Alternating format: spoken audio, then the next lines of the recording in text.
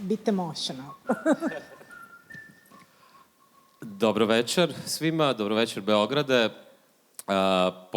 Krenut ću odmah na engleski. Ukoliko vam treba prijevod, imate slušalice vani, ispred dvorane i molim vas pokupite ih i pozdravljam i naše prevoditeljice simultane koje su iza u sobi, pa molim jedan aplauz prvo za prevoditeljice.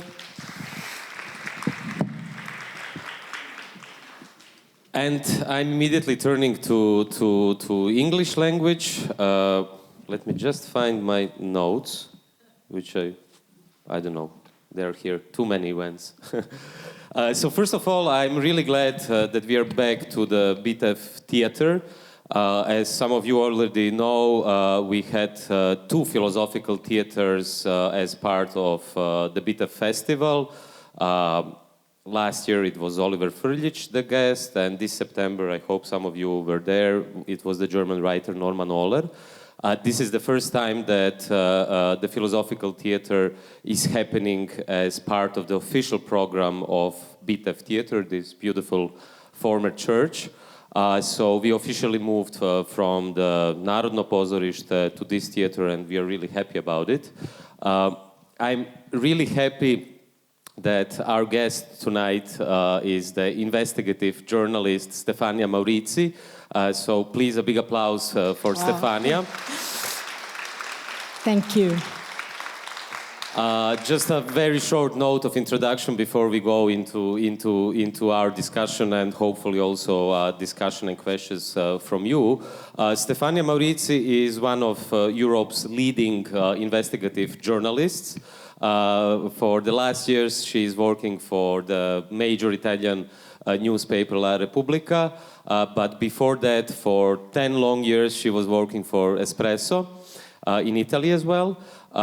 She worked on many important cases from the Snowden revelations, cooperation with the famous journalist Glenn Greenwald. She cooperated with him on the Snowden revelations, specifically touching Italy. She also revealed very important material concerning the fashion industry in Italy. Of course, you know that in Italy the fashion industry is pretty big. We'll talk about it, I don't want to spoil it. Also very important articles and revelations on US drones. And then, of course, from the very beginning, for the last 10 or even a bit more years, her cooperation on all revelations connected to WikiLeaks. And most recently, probably some of you have followed it as well, the big scandal of CIA spying on the Ecuadorian embassy, not only on Julian Assange, but also on his lawyers and journalists. We'll speak about all of that. The reason why we are inaugurating the Philosophical Theater here in Bitef Theater precisely with this topic, well, it's kind of obvious. Because in Serbia, you probably know what happened to the last cover of Nin, but you also followed the story of Krušik and the whistleblower, which goes deep into the deep state of Serbia, corruption, but also military-industrial complex concerning selling weapons, which are then used in Yemen and in other countries. This is still not a very covered, I would say, topic here in Serbia, so I'm really glad that Stefania is tonight with us. Without further ado and other introduction from my hand, basically, the idea is that through this conversation, we cover most of these important topics, but that at the same time, we also cover Stefania and her career. You know, how did she end up here at Bitef Theater in Serbia talking about journalism and the importance of protection of whistleblowers. So let me start with the first question. First of all, thanks again for being here with us. Thanks to you, and thanks to you all here. So let me start with the first general question before we go into the specific topics. How did you get interested into journalism. Why precisely investigative journalism? What does it mean, investigative journalism? Because I think it's a profession which is dying out. And from your own experience, how much did change during the last, let's say, 3 decades when you started and today? And perhaps if you could also talk about, well, the change of our democratic systems, what is the influence of the state or big corporations on journalism? How did you feel it on your own skin? You know, how much did change? But perhaps just start, for those people who don't know about your career, how did you start and why did you start with journalism? Because as you said, you are a mathematician originally, so yes. How does a mathematician end up here? Yeah, so I have always been a journalist in a way, because I have always believed in the power of the information, of discovering hidden truths, hidden facts about crucial information for, you know, you cannot be a citizen, you cannot be a people who really understand what is going on around you, around your family, around your loved one, around your country, unless you have crucial information, the kind of information that the power doesn't want that you have as a citizen. So from the very beginning, I realized the power of information. Of course, I wanted to start with a scientific degree because I strongly believe in the power of a scientific method. So whenever I approach the source, I realize I'm approaching them like a mathematician, trying to understand the contradiction, try to understand why, whether what the source is telling me is solid enough, or whether there are contradictions, whether things are not clear. I love logic, I love evidence, I love good reasoning. And I think it has been really, really important in my work as an investigative journalist, because you have to go deep into things. You have to get anything rational, everything logic, everything well established. And it's a kind of inquiry you do as a journalist, is a kind of inquiry you do as a scientist. You have this kind of approach. So I wanted to be a journalist from the very beginning. I took a degree in mathematics because I think it's really important to understand science. It is important to understand, to have the basis for reasoning, good reasoning. People believe that we are able to do the maths. We are unable to do the maths. Mathematicians are unable. But we are able to think about things. We are able to be able to reasoning about things. So I think this kind of inquiry is what has allowed me to go into investigative journalism, because it's a kind of inquiry where you have to look for the facts, you have to look for the evidence, and it has to be very solid, otherwise it's not good enough, you don't get the facts. And I believe investigative journalism is the real game changer, because you need to go deep. You know, no one needs news. News are everywhere. You just switch on the TV and you get the news. You open the internet, you get the news. You don't need the news anymore. News are everywhere. You need investigation. You need to go deep into things and to discover what the power doesn't want that you know.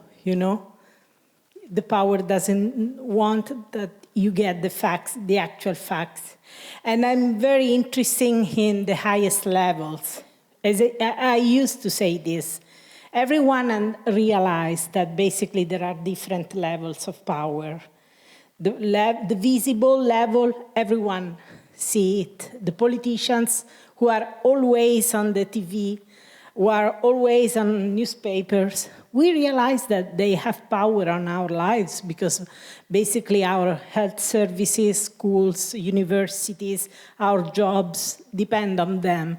But there is a higher level of power, and very few people perceive this level of power. Maybe you here, you have a better experience. The secret services, the level where secret services, diplomacy, states move.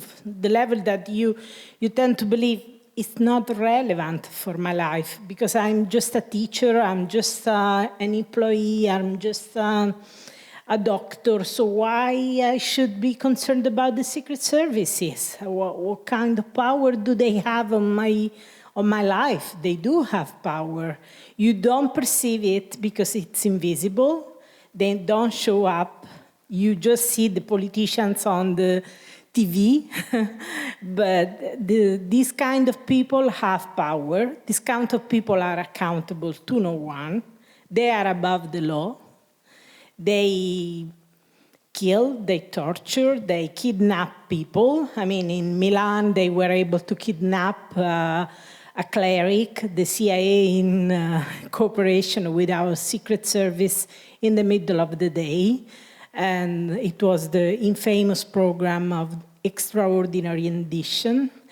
And most of the time, they are completely accountable to no one. No, they never have troubles. No one put them in prison. So I'm particularly interested in this level of power, which is very rarely exposed. And it's very, very difficult to have evidence about the wrongdoing of these people because they act in secrecy. So how can you get the facts about them? That's why I was very interested when WikiLeaks started this kind of revelation about this level of secrecy.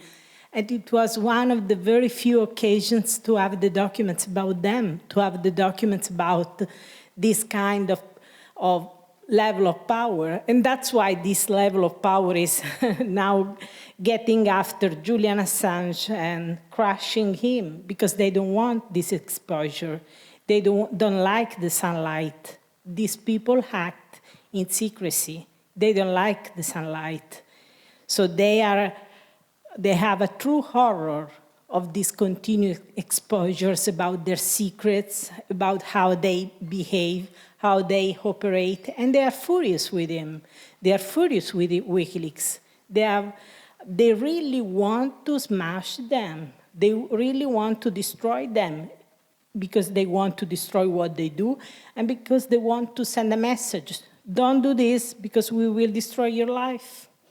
Yeah, before we come to Julian Assange and WikiLeaks, could you perhaps tell us, because you described it already in a way, but how did things really change in the last decade since you're active? Like in ex-Yugoslavia, we have a lot of experience with secret services. I can imagine. Yes, I mean, even during Yugoslavia and today, during the old times, they were operating in a more kind of physical way. You know, you would be at a cafe and there would be someone reading newspaper, pretending to read newspaper, but listening and so on. I can imagine. But how much did it change since you started your career with investigative journalism? On the one hand, when it comes to the power of those who are surveilling us, collecting information about us and so on, and on the other hand, the resilience, let's put it like that, of journalists themselves. So how much could you make a comparison, at the beginning of the 90s and today? And would you agree that what changed is really the technological advancement, the technologies they have in order to surveil, and how does it affect your own work? So it's obvious that it has changed a lot from the 90s because technology is going so fast, If you look at our mobile phones, how complex they are. Many of us don't even realize how complex what kind of technologies we have in our pocket. Many of us don't even realize the power of surveillance of these devices. These devices knows about you much more than you yourself know about you, because as many friends says, you don't remember what you were doing the 25th of December 2012 at 4 p.m. You don't, but these devices remember where you were, who you were meeting, what kind of messages you were exchanging, and this kind of information is available not just to your devices, but to everyone able to access your devices. So a lot has changed in the last decade. And these kind of technologies, on the one hand, this kind of technology empower us, it's obvious, On the other hand, these kind of technologies are at the, at the basis of many of our problems, because if you look at how this information is used to target us, to discover to discover what kind of political ideas we have. We have seen the Cambridge Analytica scandal. To discover where our most intimate information about us, and to use that information to sell us products and to spy on us. And again, you may say, why I should be interested in this spying against me? I'm a common person, I'm the layman, I have a completely normal life, maybe boring, so why I should be concerned about this kind of surveillance? You should be. It's not a matter that you have something to hide, it's a matter that you have something to protect, Maybe it's completely normal, it's not criminal to have some kind of problem, maybe a sexual transmissible illnesses, or maybe a antipsychotic drug. It's not a crime to take an antipsychotic drug, but it's some kind of information which is so intimate, you don't want that other people have. You want to be able to control this information and to share it with the people you want to share, not with anyone. So these kind of technologies has allowed to go deep in your personality, in your life, in your fears, in your hopes, that like any other. And we see what happened on the other side. We journalists are tremendously empowered by this technology, but we are also in troubles with these technologies because they can be used to go after our sources. So when I started 10 years ago, the reason why I started working on the WikiLeaks case, on their documents, and with Julian Assange is that one of my sources was in serious trouble. She was a woman. I would not provide many details not to identify her. She was a woman, and she witnessed something. She was working for a law firm, an ordinary employee, and she saw something about a politician who probably she was not supposed to see.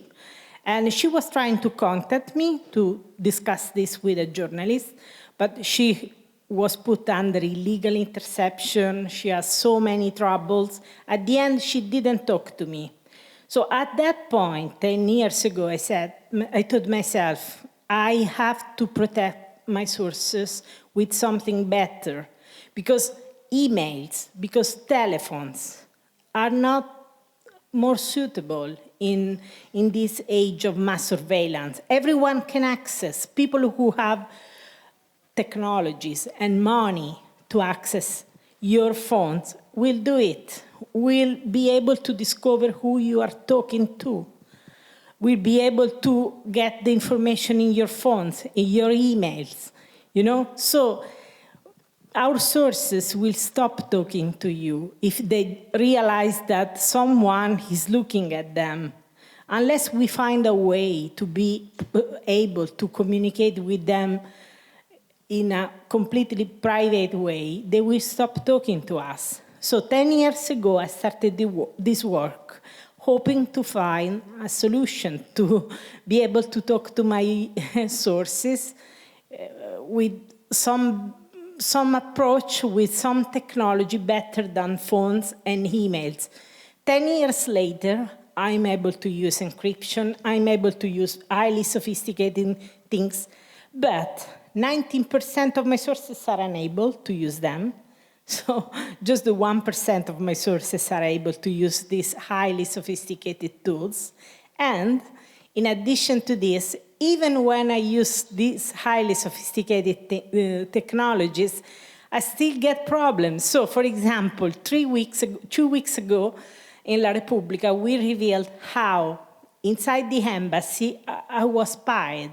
And all my devices were spied, where my phones were unscrewed, and they probably got access even to my encrypted information. I don't have certainties about this, but I fear they did. I put very strong passwords, so I hope they didn't open the devices. But I have this concern, because as a journalist, I travel, I have important information. Sometimes we journalists have information which is worth millions. I'm sure you know. I mean, some informations are really important, valuable, you know? So we travel with valuable information, with important information, and our sources trust us as long as we are able to protect this information. And I did my best. I encrypted with the best solution. I put very long passwords. But you know, these people maybe access this kind of information. I don't know. I'm wondering whether they did. And I'm concerned because I don't know what I can do more than this. I really have spent the last 10 years trying to protect this kind of information, try to learn cryptography. Fortunately, I have some background, scientific background, which made things easier, you know? But as I said, 99% of my sources are unable to use cryptography, just the 1%. And even when using cryptography, I have this problem. So what to do? What can I do? I don't know. I mean, I really don't know, because, I mean, these people, these spooks, these spies who work for multinationals or for government, they have a lot of resources. We journalists don't have those resources. Even a journalist who works for an important newspaper, my newspaper is one of the biggest in Italy, we don't have these resources. We cannot have the resources they have. We, of course, hope for the best. We use the best we have. As I said, I spent a lot of money for encrypted phones, a lot of money for encrypted computers. I learned cryptography. I have done all I can. But at the same time, my resources are smaller and smaller with respect to these powerful people who work for government and for multinationals. So, you know, it's such an incredible fight, because we do our best. But on the other side, they have such huge resources and skills and power. You know, they have power. They can intercept anyone they want. They can spy on us. And I doubt this company will have consequences. I hope so. I want to file a criminal complaint against them in order to bring them before a court. But what is going on, I really don't know, because these are supported by government, by powerful government, you know? Before we go to the embassy and what was actually happening there, and also more into your cooperation with WikiLeaks, could we perhaps go a step back and could you tell us why was the platform and the concept which was inaugurated by WikiLeaks, why was it a novelty? Why was it something new? And why is it so important to protect the sources, to protect the whistleblowers? Because here in the Balkans, in ex-Yugoslavia, I would say that only during the past years, the general public is getting familiar with the term whistleblower, which also has different translations. In Croatia, it's zviždač, here it's uzbunjivač, and people very often don't know what it exactly means. So perhaps could you just give a very general explanation of the importance of protection of whistleblowers, and also what was so new with the platform WikiLeaks created? You know, why is it a publisher? Why is WikiLeaks not, you know, a hacker organization or something? What they want to, you know, they want to present them like that. But what was that? What brought you closer to WikiLeaks, and why is it important to preserve this kind of system which they created? So first of all, let's discuss the term whistleblower. Even in Italy, we don't have a word for whistleblower, which How is do you say it in Italian? We say whistleblower. We use the English word because we don't have a word for whistleblower. And it's really interesting because we are a Catholic country, and Catholic people give a lot of importance to the gesture of using your conscience to reveal wrongdoing in the public interest. So these people act, they are conscientious objectors. They are inside an organization, they are inside a government, they see something wrong, and they basically speak out. They reveal what is going on, and they know that they will have serious consequences. So they are my heroes, They are my heroes. And we don't have a word in Italy. We don't have a word for these people acting out of their conscience, which is really interesting because, you expect in a Catholic country to have some word for this. We don't have. We use the English word. So they are my heroes. These people are my heroes because it's very easy to just say, I don't think I can do it. I will have very serious consequences. Maybe I will lose my job. I will put in prison because they will say I have violated the laws for revealing something I'm not supposed to reveal. So they are my heroes. And as a journalist, I will always protect them. I will always be on their side. And I will do my best to protect them and to help to expose what they reveal and to help them to get protection. I'm absolutely motivated to do this kind of work with whistleblowers. And how did WikiLeaks concretely change the paradigm, and how did it help you and the whistleblowers to protect themselves? Well, they changed because, first of all, they put the whistleblowers on the radar screen of the public opinion, because before them, there was not such public interest for whistleblowers. Of course, there were whistleblowers before WikiLeaks. Some of them are really famous. Daniel Ellsberg. So the guy who was inside this company in the US, Rand Corporation, and they had this secret report on the war in Vietnam. And they knew inside the Rand Corporation that the war in Vietnam was going very badly. Even if the president, even if the US politicians were telling to the public that they were winning, everything was going on very well, but they knew that it was going on, what was going on, and it was going very badly, and tens of thousands of people were dying with no perspective, no sense at all. So he revealed 7,000 pages of top secret documents revealing these lies. Daniel Ellsberg revealed the so-called Pentagon Papers. And, he paid a huge price. Whistleblowers always pay a huge price.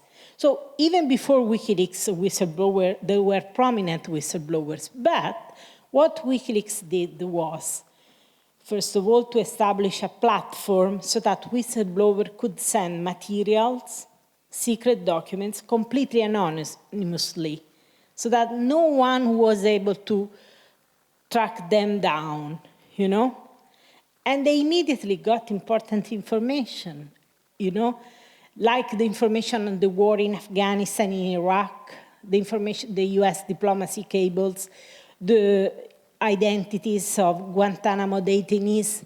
And we discovered the whistleblower not because WikiLeaks failed to protect her, Chelsea Manning. Her name is Chelsea Manning. Probably you heard of her, because she spent 7 years in prison just for revealing the secret documents about the war in Afghanistan, in Iraq, the US diplomacy cables, and the Guantanamo detainees, their identities. They put her in prison for 7 years. She tried to commit suicide twice because of the harsh conditions. And it was not WikiLeaks who exposed her. It was not due to any fault of WikiLeaks. She basically collapsed psychologically. She was unable to sustain the pressure. And she basically told a person she had never met what she had done. She basically told a person that she had provided WikiLeaks these documents. Because the real important concept of WikiLeaks is that WikiLeaks protects whistleblowers by allowing them to send documents completely anonymously. That was what really important. So they use technology to empower whistleblowers. Then, of course, it's not only about technology. It is also about psychology of people.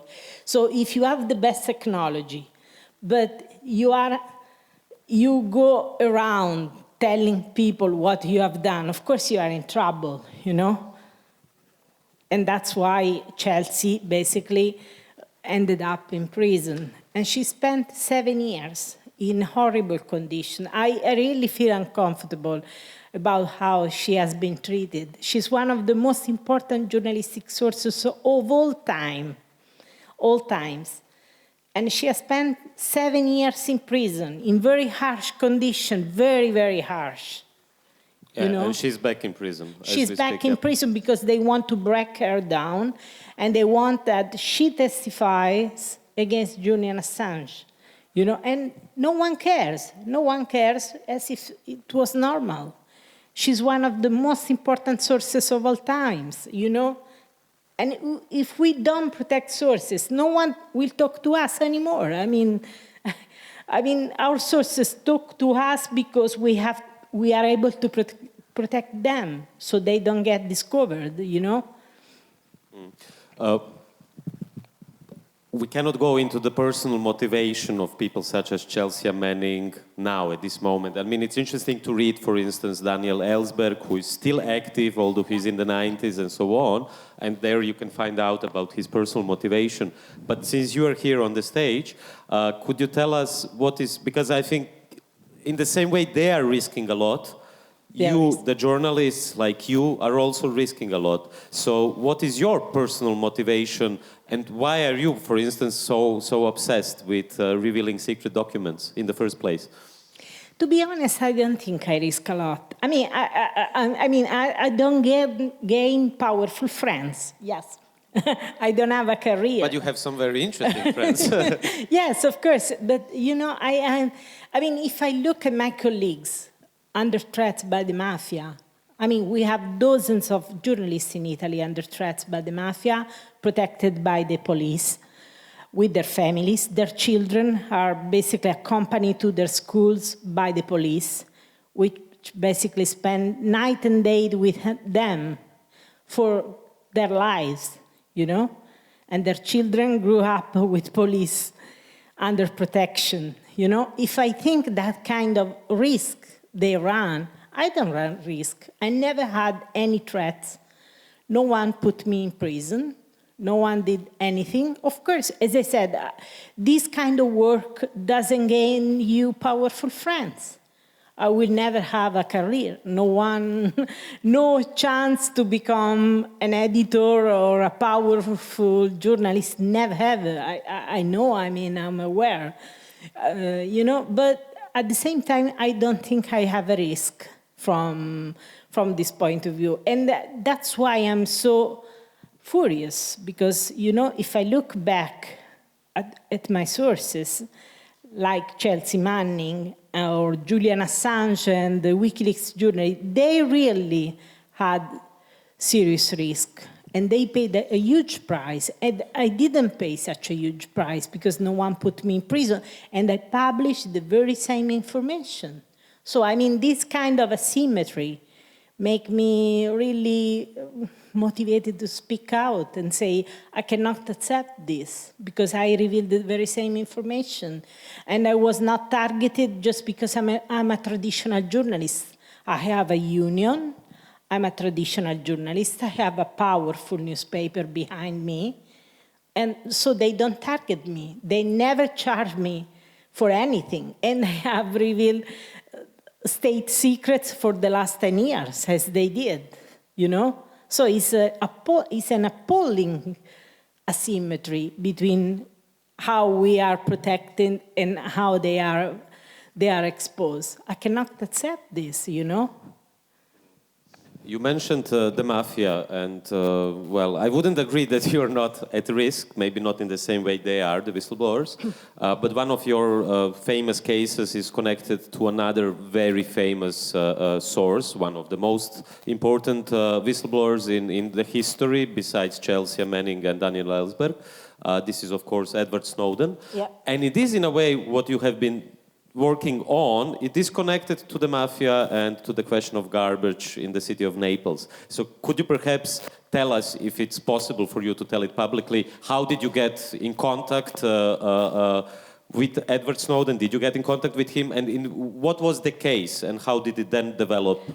Actually, that was WikiLeaks, because the way I got in touch with WikiLeaks was the following.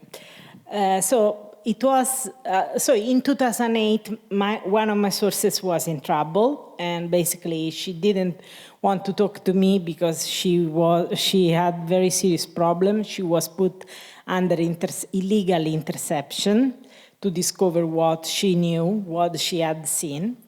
So she didn't want to talk to me anymore, and I never ever learned what she had discovered, even to this day.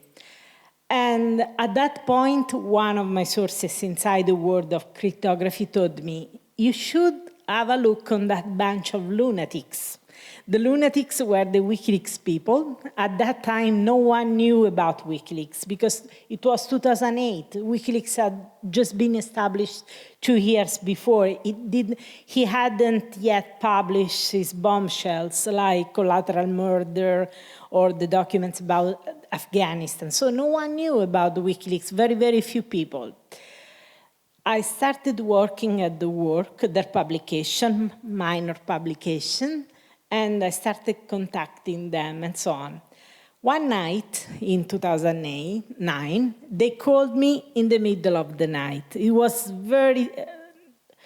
it was something like July, very sticky, hot and sticky night in Italy. And my phone started ringing over and over, and I finally wake up. I could not even understand what was going on because it was in the middle of the night. And they said, we are WikiLeaks. Okay. You have to wake up, go to your computer, and there is a file. You have to download it in an hour time because there is important information and someone might intercept it. After 1 hour, we will remove it. So I woke up in the middle of the night, went to my computer, downloaded the file, and it was a very interesting file. It was about the garbage crisis in Naples. And there was someone discussing how the secret services, the Italian secret services, were probably involved in that garbage scandal. So we revealed, WikiLeaks asked me for help to verify the file, whether the file was genuine. I helped them to verify the file. And we published in August 2009. And since then, I have worked on all their secret documents. And it's really hard work, because you get files. These files are secret. So you cannot go around telling people, look, I have a secret file. Can you help me? Can you help me to understand whether this secret file is genuine or is a fake, is fabricated? You cannot do it. So you have to use your skill as a journalist to understand whether that document is true or whether it's not true. And it's very heavy work. And in the last 10 years, it has been so heavy for me, always obsessed with the idea that I could got fake documents and my reputation as a journalist being destroyed. So it has been such an anxiety to be able to verify this document, because we cannot afford to get it wrong. You know, reputation for a journalist is everything. It's very difficult to have your reputation established. It's very easy to destroy it. You just need to get it wrong once. Your reputation is gone, you know? So a lot of anxiety to understand whether these documents are true or whether they are not true, you know? It's proper journalistic work. It's not true that WikiLeaks just dump stuff on the internet. It's absolutely false. Sometimes they publish, it's true that sometimes they just publish on the internet, but most of the time they work with other journalists. They verify the documents, we verify the documents, and we publish these they publish the original documents, we publish our stories based on the documents. It's proper journalistic work, and it's really, really hard. But you know, it's a really important work, because there is no other way to get this information. You know, this is our secrets, you know? There is no way. Take my country. My country has a long history of violence, political violence. In the 70s, in the 80s, we had these secret services in bed with the fascists, putting bombs on the trains, on the stations. It was the strategy of tensions. And then, of course, we had the Red Brigades, which were targeting people, you know? Well, 60 years later, the families of these victims still don't have the truth. They are desperate. Our prosecutors have done something like 20 court cases, 100 court cases, still don't have the truth. So sometimes, whenever there is a new publication by WikiLeaks, they call me and they ask me, could you please check in this database whether there is something about our case? Because they want the truth, you know? Even if 60 years, 50 years later, it's still it's a human right to know why one of your loved ones died. He went to the train station and the train station blew up and he died. You want the truth, you know? You want to discover what really happened. And there is no way to learn the truth, because these people are protected by extraordinary secrecy. They were in bed with the secret services, you know? So there is no way to know unless someone inside decide to reveal this information. We cannot rely on our state declassifying these documents, because our state was in bed with these criminals. Our state has protected them for 60 years. So even if our state decides to open the archive, we don't trust them, because they have protected them for the last 60 years. So how can they reveal the truth finally? They won't. So the only hope we have is to get a whistleblower inside, willing to take the hit, willing to take the risk of revealing the secret information. The same with the wars in Afghanistan, in Iraq, the same with the tortures. You know, do you know that the only one, you know, the only CIA guy who was put in prison, you know, he was the only one who was not willing to torture alleged terrorists, and he was the only one who basically refused to torture them and exposed torture publicly. So all the others who had tortured people, all the others who have done horrific crimes, are completely free, and the only one who basically exposed torture and didn't torture anyone was put in prison. He's a father of 5. He was bankrupt for telling the truth. You know, so why is it happening? Because these people are completely above the law. So unless you get a whistleblower from the inside telling the truth, there is no way to learn the truth about this level of power, because they enjoy protection, they enjoy impunity, you know, they enjoy impunity. Looking in retrospective, I mean, you've obviously been dealing with horrific cases, scary cases. What would you say was the most difficult case you've been dealing with in the last 10 years? Well, of course, the work on the WikiLeaks documents is very tough work because, as I said, you have to verify the documents. So you have to establish that the documents are true. And it's really hard. The Snowden files were very difficult, very, very difficult documents about mass surveillance by this powerful intelligence agency, US intelligence agency, the NSA.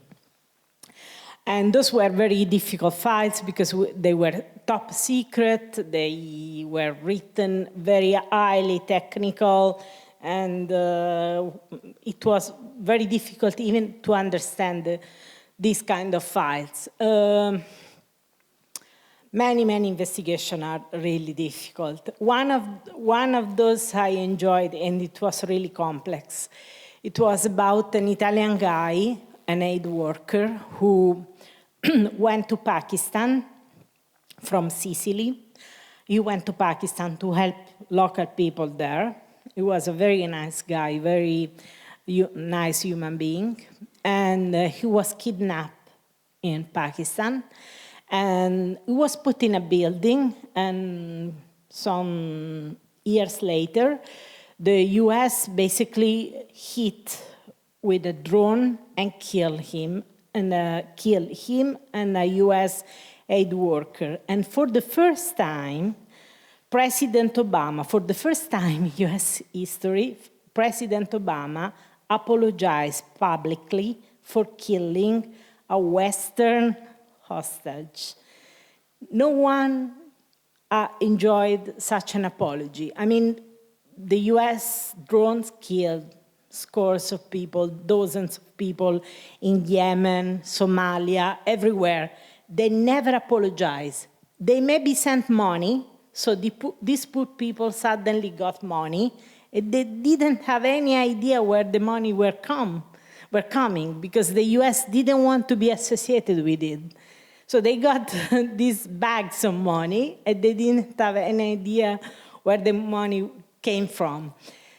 And for the first time, the US apologized publicly. President Obama apologized.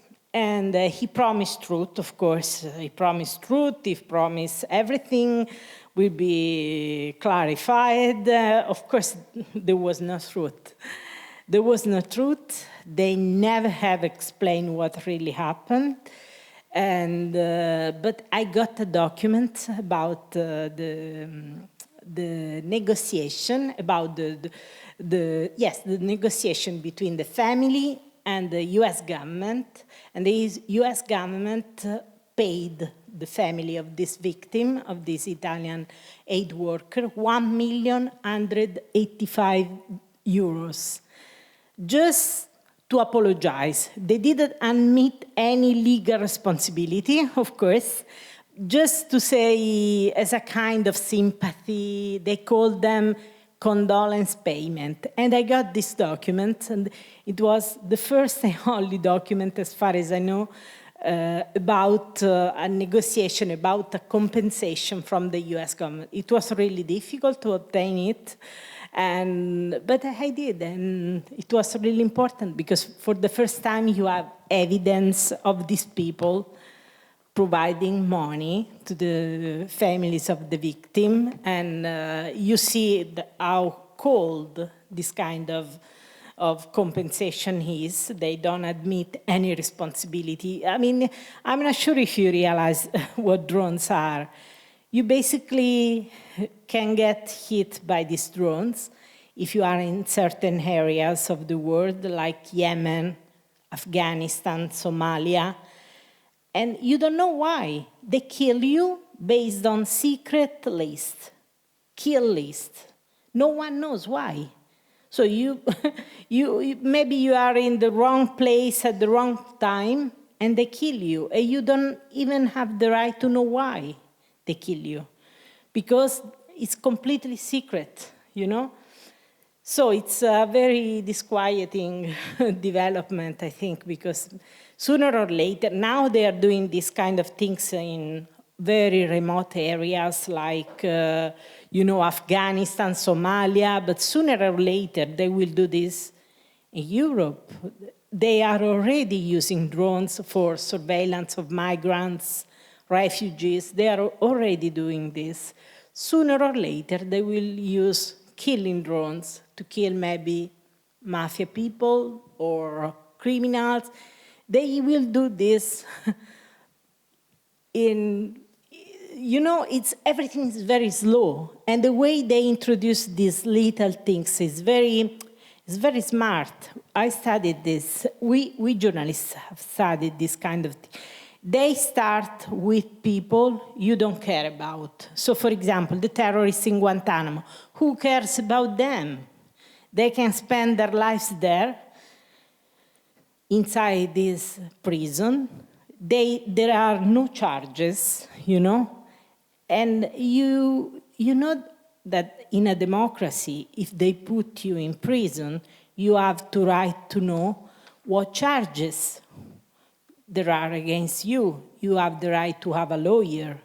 You have the right to have a trial where the people accusing you expose the evidence against you, and your lawyer defend you and basically present the evidence in your favor, How they were able to cancel all these kind of rights using the terrorists. They say, okay, these are bad people. We cannot process them. Maybe we have to lock them up for life. And you believe, okay, it's the terrorists, we don't care, it doesn't apply to you. But then when they approve these laws are for anyone. So they have destroyed your rights in this way. And they have done this all the time after the 9/11. We have seen with all sorts of situations, like the indefinite detention. This is a law which was approved in the Nazi Germany, where they could lock people for life without any evidence, without any charge, without any lawyer, without any trial. And now we have this law in the US. And you ask, how is it possible in the US, in a democracy, they have this law? Is it possible? Because they they used the 9/11 fear to have this law approved, Yeah, I think you explained very well how this process of normalization happens when it comes to drones and rendition and detention. One of the fields which you also mentioned is mass surveillance, which is becoming a big topic here in the Balkans as well, in ex-Yugoslavia. For instance, in Belgrade, you now already have 2,000 or 3,000 Huawei cameras, which serve facial recognition, something what we saw in Minority Report and all these science fiction movies. And it's not just, don't get me wrong, it's not just Serbia. Where there is Serbia, there is, of course, Croatia as well in the story. After that, I think the foreign minister of Croatia went to Beijing, and now they are discussing also implementing this Huawei technology and cameras in Zagreb. And of course, the way they do it is they call it smart cities, so they will help our smart cities and so on. But moving from that topic of mass surveillance, I would love to come and then we slowly also go into the audience and open the questions for you and for us. What happens when those people who reveal mass surveillance, on the one hand, Edward Snowden, we know what happened to him. He's still in Russia, has a political asylum there, but in the US they still want to hang him basically as a traitor. Absolutely. And so on. But to focus more on a very current topic, which I think thanks to you became a topic of public interest, and you revealed some very disturbing facts. What happens when those who reveal the crimes, the secrets, the mass surveillance, what happens when they become the target and the victims of it? So to put it more in context, what was revealed by Stefania Maurici and La Repubblica is that a private company from Spain was operating at the Ecuadorian embassy in London, spying not only on Julian Assange, who, by the way, was someone who got political asylum, so it's not just, it's also breaking international laws, diplomacy, everything was kind of taken for granted that it wouldn't happen anywhere because, you grant someone political asylum and then you grant someone the possibility to spy on that person. So what happened is, what was revealed thanks to Stefania is that a private company from Spain, UC Global, was spying everything what was happening in the Ecuadorian embassy and then giving this data to the CIA.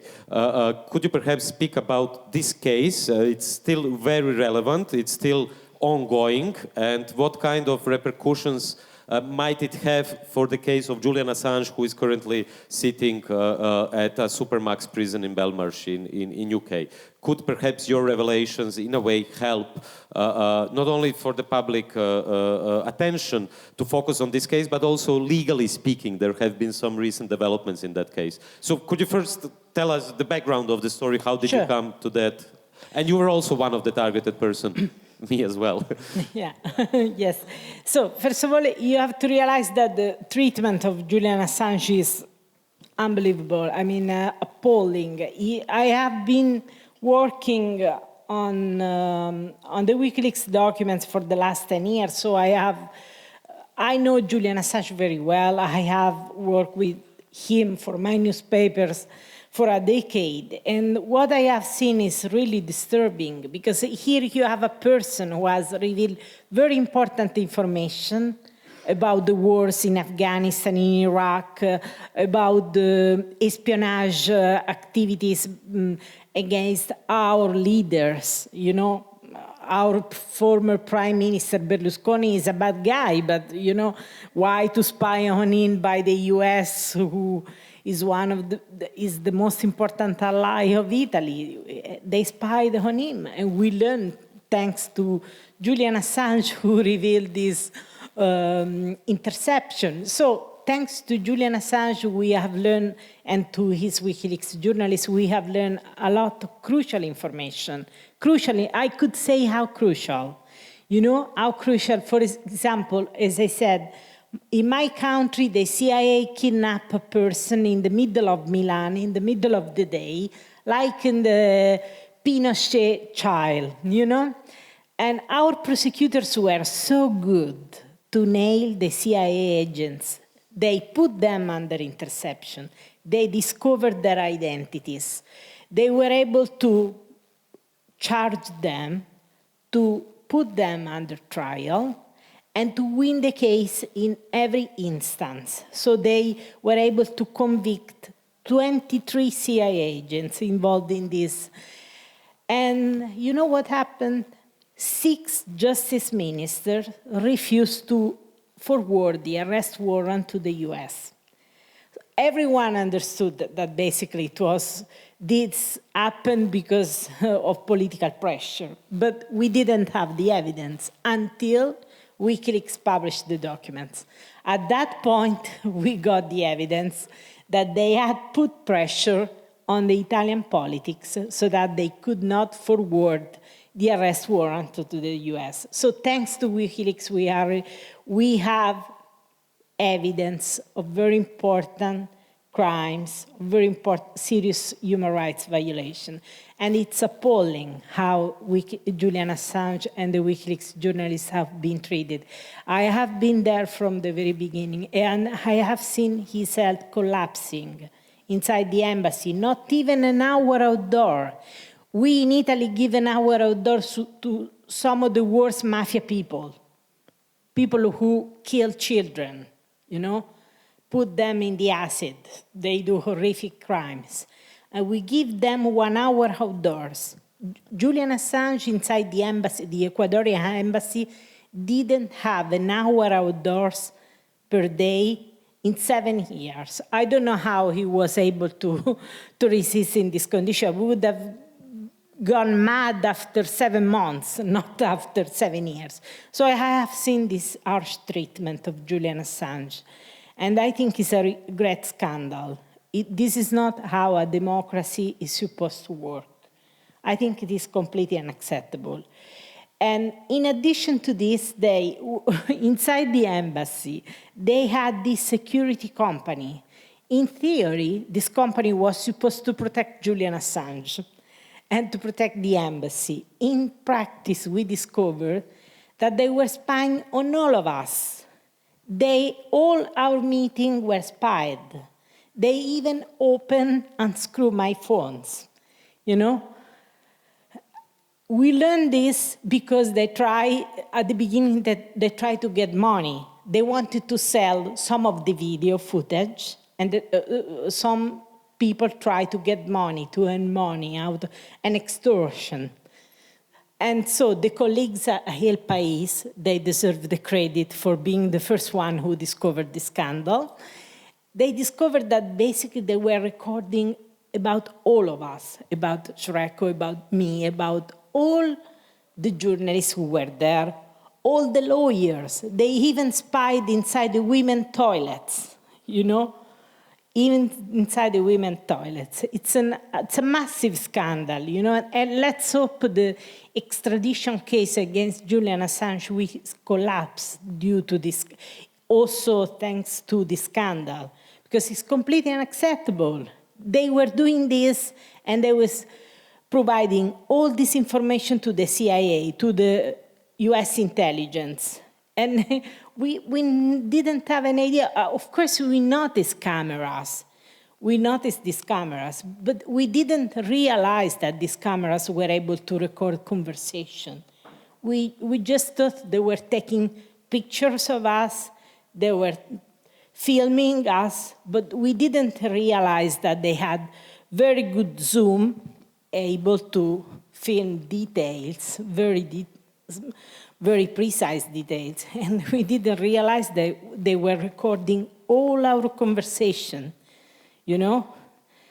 So it's a massive scandal. This is not what is supposed to happen in a democracy. And this is happening in our democracies. This is happening in London. It happened in London, not in North Korea or Beijing or whatever. It's happening in our democracy. So I think it's a massive scandal, and I hope the extradition case against Julian Assange will collapse, because if it doesn't collapse, it will be the first time in US history that a journalist ends up in prison for revealing truthful information in the public interest.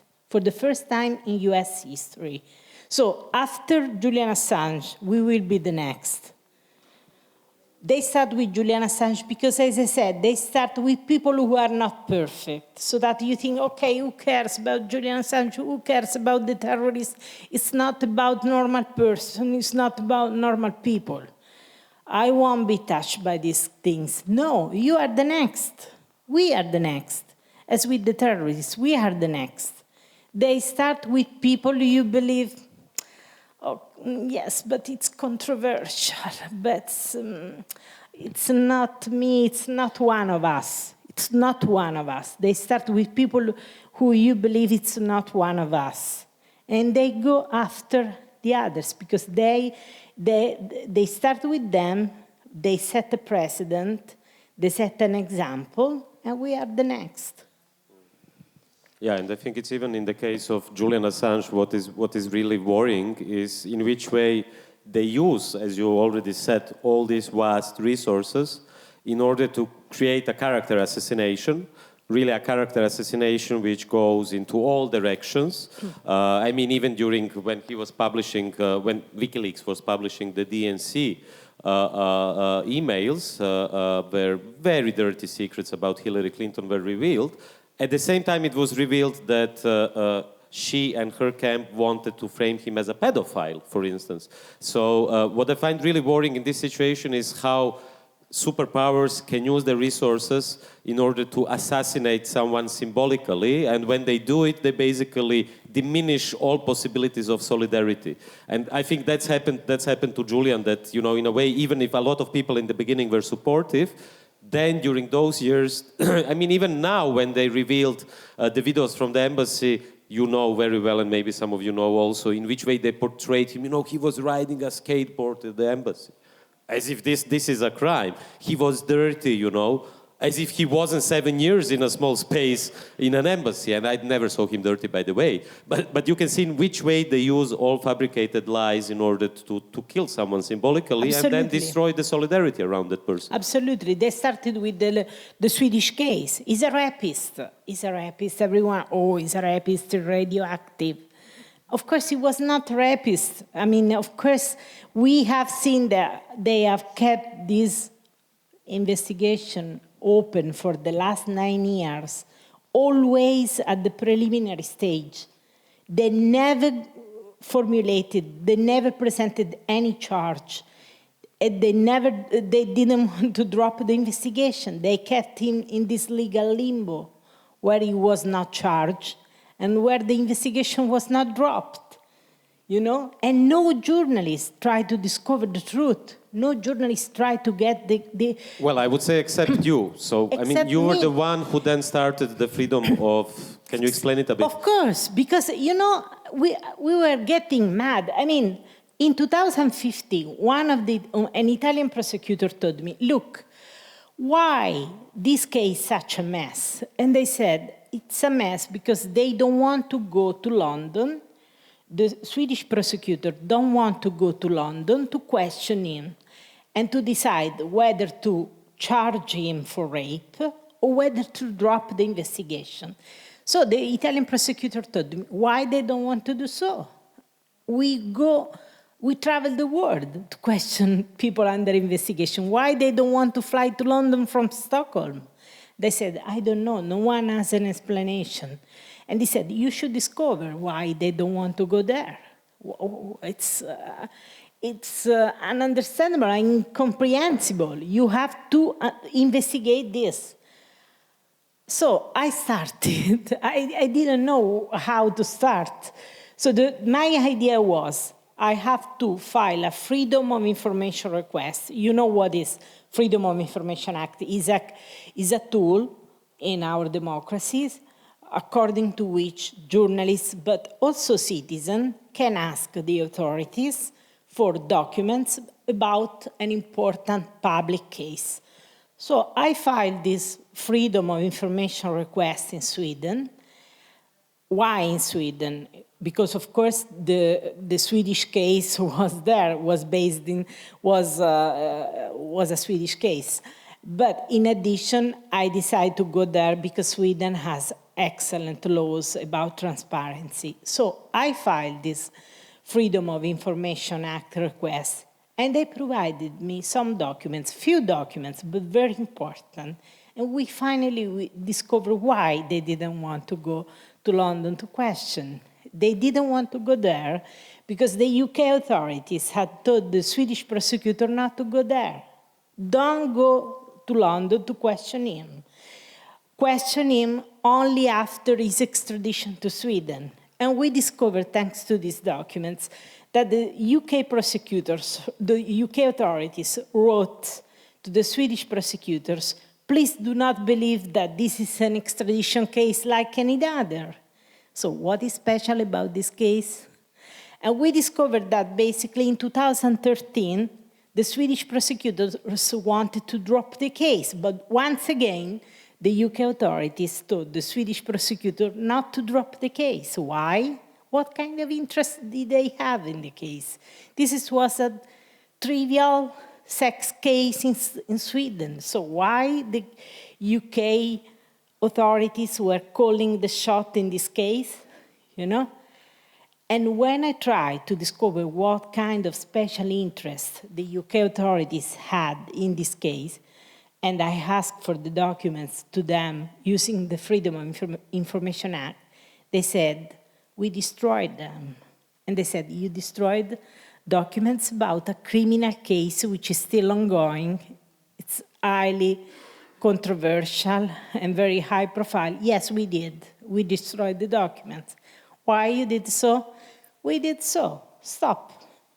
You know, they did this. So thanks to this Freedom of Information Act, we got all this kind of information. No journalist had asked this. So hundreds of journalists were reporting on the Swedish case, And you had newspapers from Japan to France to the US on this, reporting on this case, and no journalist had ever tried to get the documents. This tells you a lot about the status of journalism in these days. There is information everywhere, but the real journalism, there is no real journalism, because real journalism is really expensive, really time-consuming. You have to work hard. You have to be willing to fight in court. I have been fighting for this case for the last 4.5 years. I have spent something like 20,000 euros in legal fees just to get these documents. I'm still fighting because they don't want to give me the documents. And this is the kind of work which is really important to do, to discover things. Not to run stories about the cat in the embassy, the cat not being, this is the media circus, It's very easy to do the media circus. It's very hard to do the serious journalism and to discover facts. Yeah, I think, first of all, before I give the word to you, I would love to ask you for a big applause for the courage of Stefania Maritsi. Thank you. But again, I want to be very clear. There is no courage. I mean, I'm very stubborn. I'm very motivated. I strongly believe in my profession. I really believe that if my profession is properly done, it can change the world for the better. But I have no courage, just intellectual courage, yes, because I don't conform. So when other people were saying he's a rapist, I will say, no, I will try to learn the truth. I will dig into this case. I will not conform. I will not just report what others report critically, but I don't risk. I don't run risk. I have to be honest about this because I have colleagues who are at serious risk and really risk to be killed by the mafia, by this kind of people. And I don't run this kind of risks. So it's really important to be honest about this. I have intellectual courage, yes, but not physical courage. No killers threatened me, I was tailed, yes, during the Snowden documents. I was tailed. It was quite bad, I have to say, because you travel the world and you realize that people are tailing you. It's quite scary, especially when you are alone in a city and in the middle of the night. You realize that someone is after you, is bad. And of course, they didn't want to do anything against me. They just wanted to get me scared, and I was scared, But I really don't run the risk of being killed. I don't believe they will do anything. Of course, they will put pressure on my editors. Of course, they will do. Of course, it will make my life difficult from a professional point of view because these people are powerful. They don't even need to call my editors. They don't even need to call editors. Most of the editors just confirm themselves, They just align to what other big newspapers report.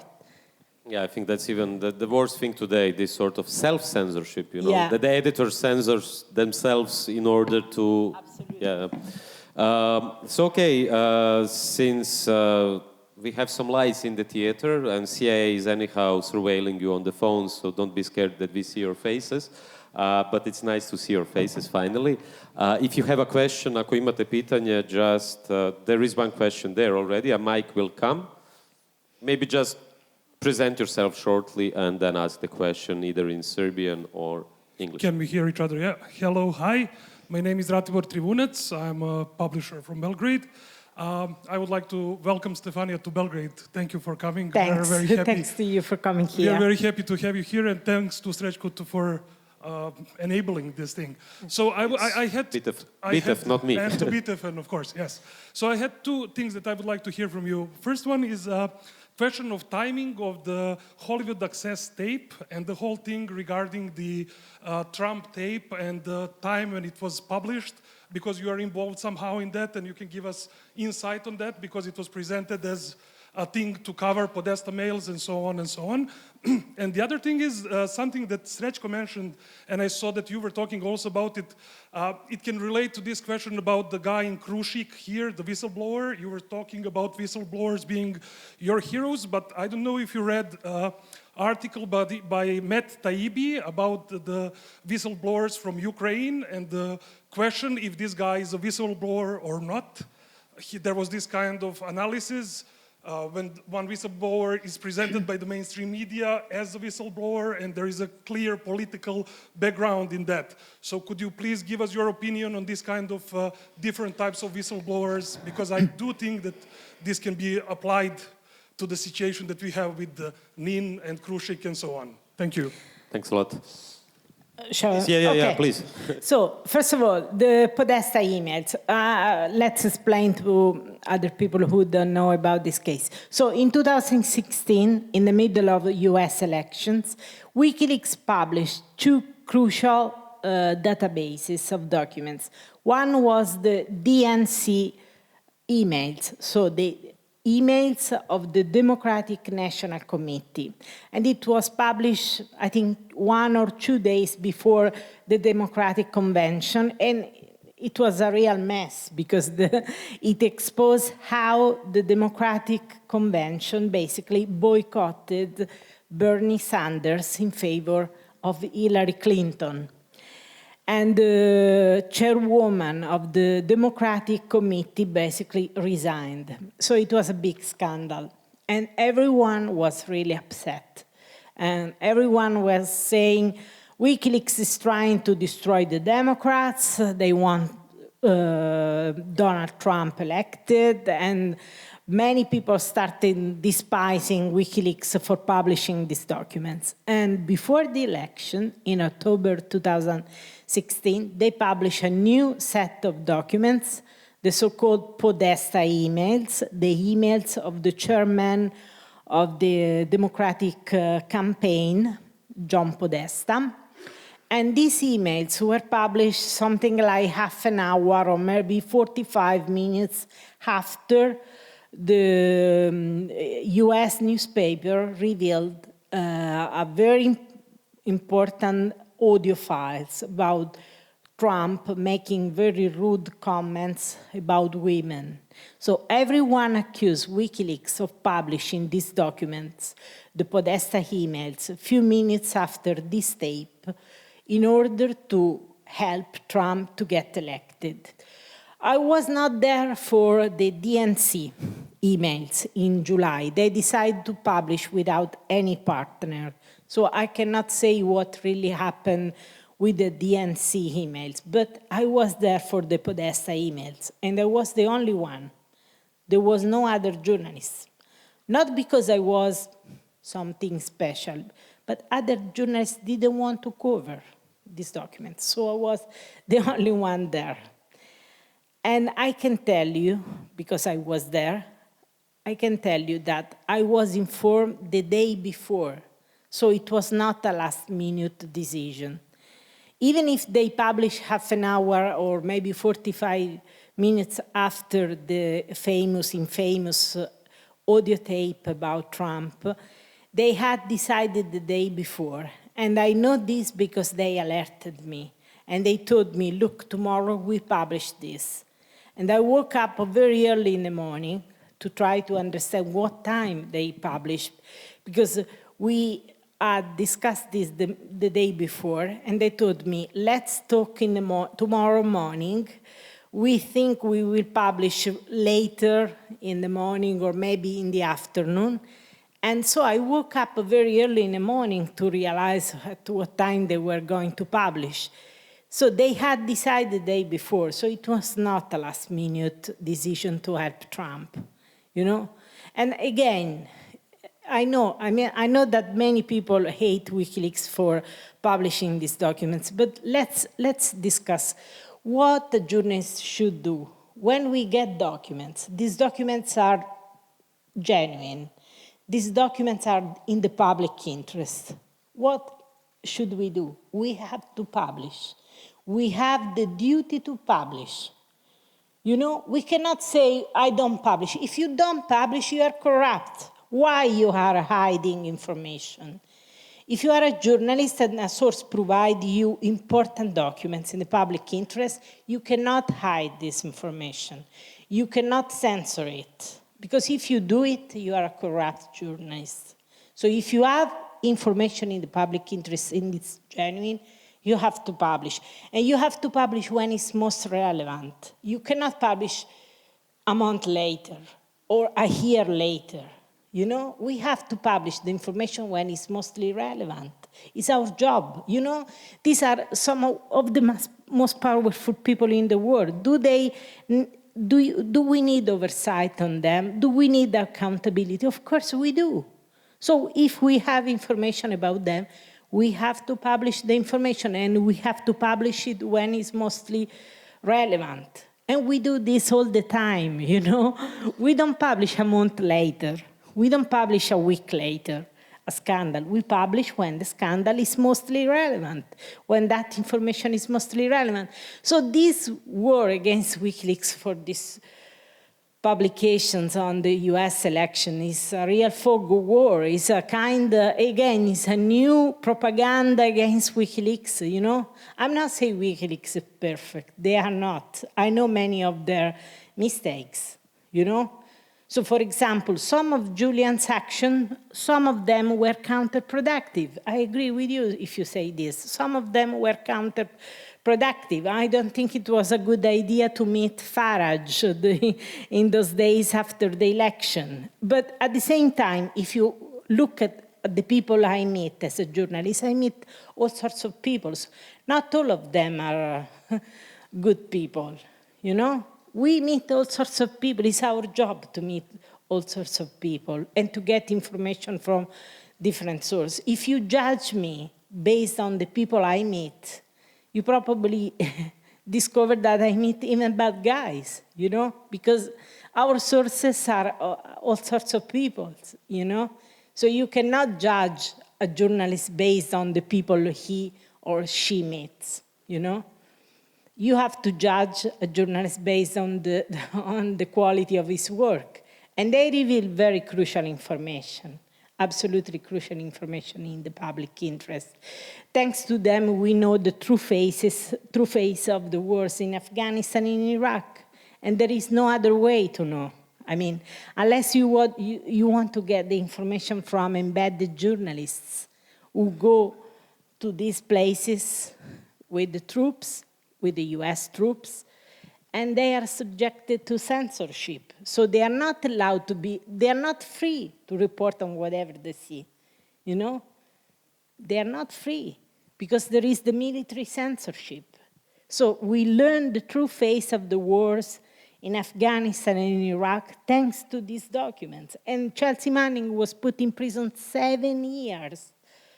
7 years for revealing these documents which provide evidence of war crimes, torture, killing, horrific things, 7 years. How can you accept this?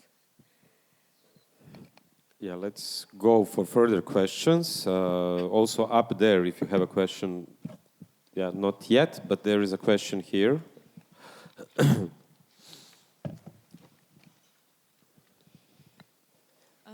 As you mentioned before, that there are some like power above the politicians. Do you think that the political change in the UK can influence somehow the Julian's case? I mean, if there's like a regular change, like a ruling political party, if that can change something? Yeah, I hope so. I really hope so, because this case is completely political. I mean, it's all about politics. These people want to crush Julian. And the only reason why they want to crush him is so that no one will do this again. They want to send a message, if you do this, we will destroy your life. So they absolutely want to smash Julian. They want to break him down. That's why they kept him 7 years inside the embassy. They didn't allow him to go to the hospital when he needed treatment. Why? Because they want to break him down. Now they put him in prison, in a high-security prison. I mean, with terrorists, very dangerous criminals. Julian Assange, with this, what crime he has done, you know? Why is there with very dangerous criminals, you know? Why they keep him 23 hours completely alone in isolation? Why? Of course, because they want to break him down. So it's completely political, this case. They want to crush him. They want to destroy WikiLeaks so that no one dare to publish these documents, and no one will. I mean, if you look at the consortium of the Panama Papers, they publish very important information. I think it's a very good piece of journalism, but they never publish documents revealing torture, revealing abuses of wars in Afghanistan, Iraq. So WikiLeaks is unique in exposing the crimes of these powerful agencies. And these agencies are above the law. They act with impunity. So they want to destroy this organization so that no one will publish this information. And they will send a message to other media organizations which dare to do anything. If you do this, your life's out. You will lose your freedom and maybe your life. So the case is completely political. If politics changes, UK, let's hope this case will come to an end. I mean, it is completely unacceptable that a publisher is in prison for revealing war crimes. Completely unacceptable. This is the difference between democracy and authoritarian states. We know that in authoritarian states, you cannot reveal these things because they kill you, okay? They destroy you. In authoritarian states, you cannot reveal secrets exposing war crimes. In democracies, you can do this. So this case is about democracy. If we lose this case, we lose democracy because it means that we are not allowed to expose war crimes. We are not allowed to expose people who commit torture and serious human rights violation. This is what makes democracies different from authoritarian states. We still have time, for 1 or 2 questions. We take one here, and you above there, if you change your mind, please. I'm not sure this is going to be a question, but it's going to be a comment on the use of the term democracy. I hope you have all seen the film about Malcolm X, which begins with the stated democracy. There never was any democracy. There was only hypocrisy. Because what this situation also shows, or maybe the greatest harm it does, is to completely destroy belief of people in the legal system. The legal system in the so-called democracies has absolutely nothing to do with justice. The law protects the system and the order and not justice. So this prolonged torture and all these things that you have mentioned, the failure of the law to be what it claims it is, violations of his human rights, violations of international law and so on, is by the so-called democracies, is the most criminal and the most shameful thing that we are witnessing today. And I don't know how the confidence of the people in the meaningfulness of life in so-called democracies can be maintained when you see that on all levels, international and personal, the law does not protect justice or truth, but the system, which is criminal. So a system will not accuse itself. I mean, they have been able to do this because they have run a real demonization campaign against him. So people didn't, at the end of the day, say, oh, Julian Assange, oh, the rapist, wasn't he charged for rape? Oh, Julian Assange, the one who helped Trump. Oh, the one who basically is on the Russia, is a Russian asset. Oh, the one who put lives at risk. This made me mad. In the last 9 years, they have kept repeating that Julian Assange and WikiLeaks have put lives at risk, because they published the documents about the Afghan and the Iraq war. And the US government, when they published the documents about Afghanistan, the Pentagon immediately said they might have blood in their hands because they put life at risk. So we know that no one died, no one was injured. How do we know? We know this because the Pentagon established a task force to verify what kind of damages have been done by these publications. And the head of this task force went to testify to the Manning trial, so he was asked to testify. And he said publicly before the judge, no one died, no one was injured as a consequence of this publication by WikiLeaks based on documents provided by Chelsea Manning. So we know this as a matter of fact. Well, for the last 9 years, newspapers have kept repeating that they put lives at risk. We are still discussing the victims that never were. We don't discuss the real victims in Afghanistan, in Iraq, and everywhere. So we live in a world of propaganda, you know? And this is how they have been able to destroy him, by destroying his reputation so that you don't care. He's a rapist, he put lives at risk. He's a Russian asset, you know? He helped Trump, so you don't care. That's why they have been able to do it. Because people is convinced that he's a bad guy, you know? And so we don't care. It's a fog of war, you know? And they are winning it. They're winning it because they are putting 9 years in this condition. And I'm not saying, it's not my opinion, it's the opinion of the UN. The UN said this is arbitrary detention. It's not my opinion, it's the UN saying so. And they say this is torture, psychological torture. And again, it's not my opinion, it's the UN special rapporteur on torture who said Julian Assange have been tortured, psychological torture, you know? Here in this story, the UN is one of the few powers who did the right thing, you know? One of the very few. So they have been able to do this, all these kind of things. Why? Because in parallel, they run a demonization campaign based on all this false information. He helped Trump, he's a rapist, he basically is a Russian asset, he put lives at risk, so the public opinion don't care. And they are winning, and they are very happy. They are very happy because they are winning this case.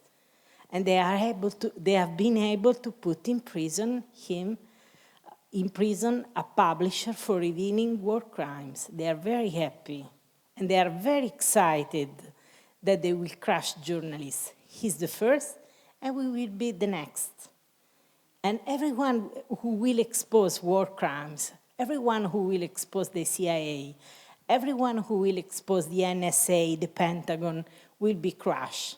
And they will use the very same tools. And they're very happy, you know? That's why we have to win this case. We absolutely have to win this case. It's us against them. We want them accountable.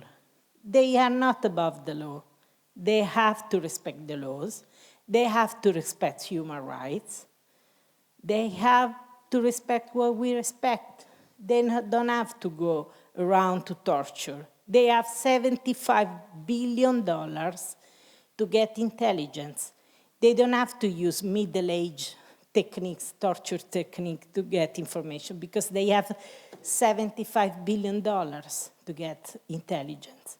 So they don't have to use torture. They have satellites. They have interceptions.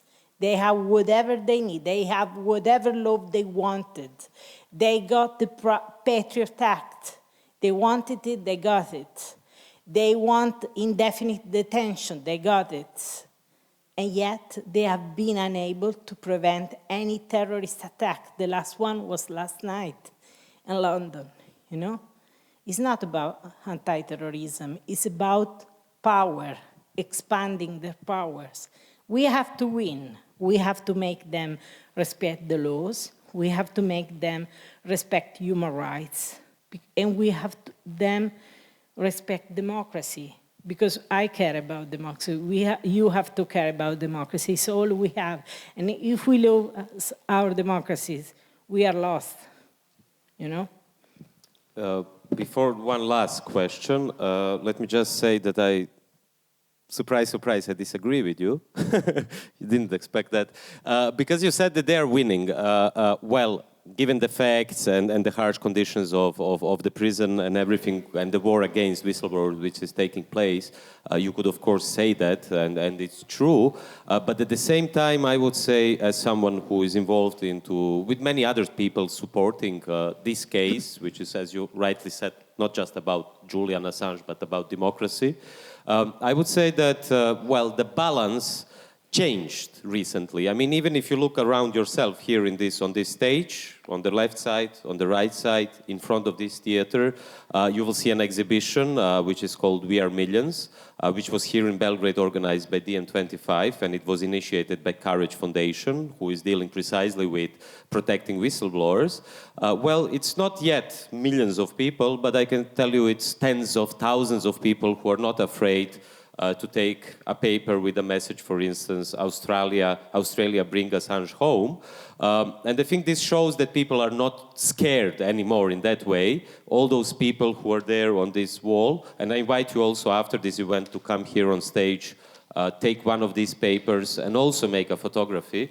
I know if now CIA or someone is watching us on the video, they would probably laugh at it, thinking that this is changing and winning the case. But don't underestimate the power of public pressure. Absolutely. And I think really what you have done, that's why I respect your work so much, is you have provided us the tools to create public pressure. You have provided us the tools, the means for German journalists now who are launching a legal case to sue the Spanish company which is providing the information to CIA. You have provided the tools for the Spanish justice system to now get finally the permission to interview Julian Assange and to hear his opinion on CIA spying him. So I would say, and even, I mean, I just brought this up, Australia bring Assange home. For the first time, there is a mass movement, I would say, in Australia, which involves more than 20 MPs, representatives in the Australian Parliament who are fighting to bring Assange home. So I would say,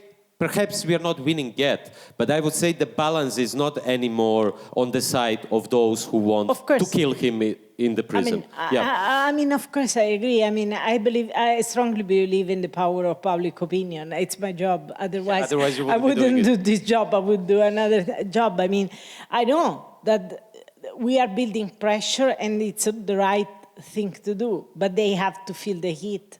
They are so powerful that we really have to work hard. And unless we change, I mean, if you look back at the right of women, for example, to vote, that kind of right didn't exist before. So they changed society. Unless we change society, we will not get a society where you can expose war crimes. So we have to work to get this society, you know. And of course, I know I strongly believe in this work. Unless we work, this will not change. So we have to work to change the situation. And it's encouraging to see changes. Before, there was no solidarity at all with Julian Assange.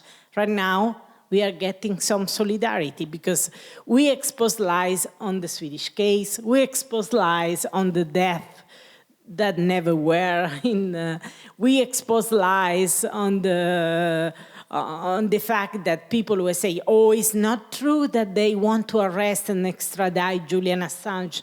He's paranoid. It's true. And in fact, they arrested him, they put him in prison, and they want to extradite him, you know? So everything was true. Julian was right from the very beginning. He was not paranoid, you know? Yeah, and also, I mean, you mentioned the women's struggle. I think if there is one lesson, I mean, there are many of the women's struggle, it's definitely that it's a very long struggle.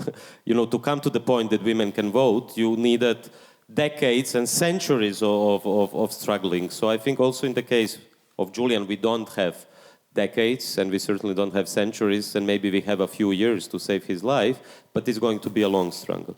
But to go to the last question, and then to enable you in the audience to join us on the stage and participate in the exhibition, please.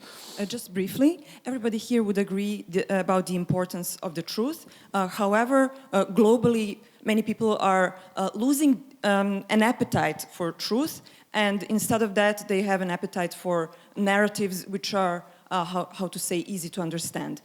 Do you think that journalism, journalistic activity in general, and of course, philosophical activity for that matter, still has a role, or how do you see its role to enhance the people's appetite for truth, for these topics? Thanks a lot. I think it's a beautiful last question. So please, and then I can also give my share. I mean, absolutely. If I don't believe that journalism has a role in getting facts and the truth, I would stop working. I mean, I keep doing this work, which, believe me, there is no real incentive to do, because it's very, we don't get rich with this job. We have a lot of troubles. We have all sorts of legal troubles. We get threats, we get attacks, we get all sorts of problems. So you do this job, especially investigative journalism, because you are really motivated to do it. And what's your motivation? The motivation is try to get the facts and to bring crucial information to the public opinion to change reality. You can change reality only if you have the tools and the information you need. And you have it when you need it, not in 60 years' time, 50 years' time. I mean, I know, probably in 50 years' time, the documents WikiLeaks is revealing will be declassified, of course, but who cares at that point? Who cares in 50 years' time? The world will be different, completely different, especially now in these days where technology is so fast, that the world is changing so fast. So we have to provide this information when it's mostly relevant. That's why we need to do this kind of job. If I may also answer to the question, I mean, there is this famous saying by Walter Lippmann, the father of modern journalism, that there can be no freedom for a community which lacks the means to detect lies. And I think it's true, and that precisely what WikiLeaks has done and Edward Snowden is to provide the tools and to reveal the lies. But what I find as someone who is running this program here in Zagreb, in many other cities, and writing books and dealing with philosophy and so on, what I think we have to do today is to go a step further. Because it's very interesting to see that a connecting slogan of seemingly different movements is concerned with the truth. Like if you take WikiLeaks, the main slogan of WikiLeaks was that similar to the Bible, the truth will set you free. If you take, for instance, Extinction Rebellion, another movement, ecologist movement, present in many cities in Europe, you will see that on all the banners and at slogans, at the protests, you usually have "Tell the truth." If you listen to Greta Thunberg, for instance, who is now sailing to Madrid, you will see that Greta is constantly saying, listen to science, listen to science, listen to science, which again means listen to the facts, and then this will set you free.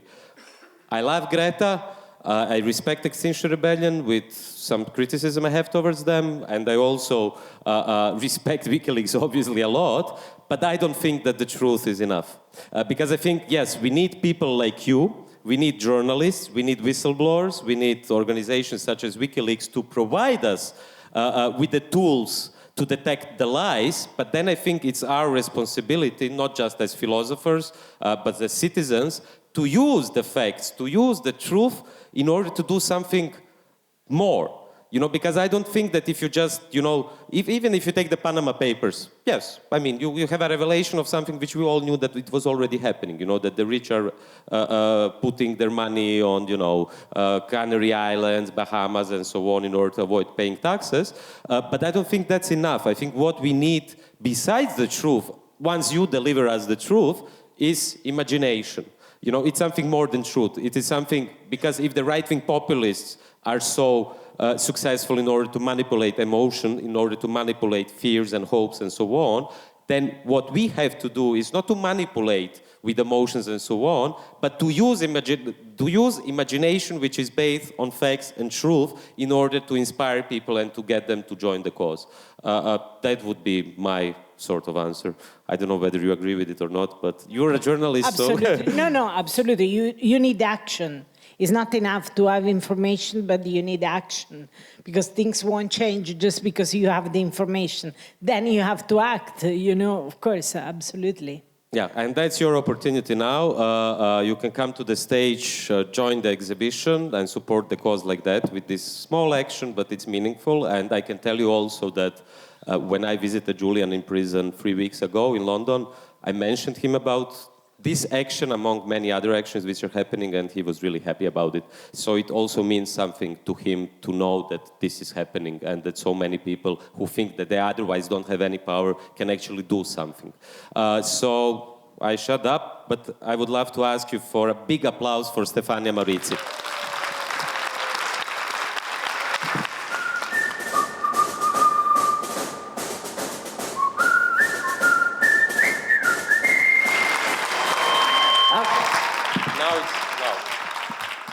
Okay, just one word, yes. Yeah, I think you have to...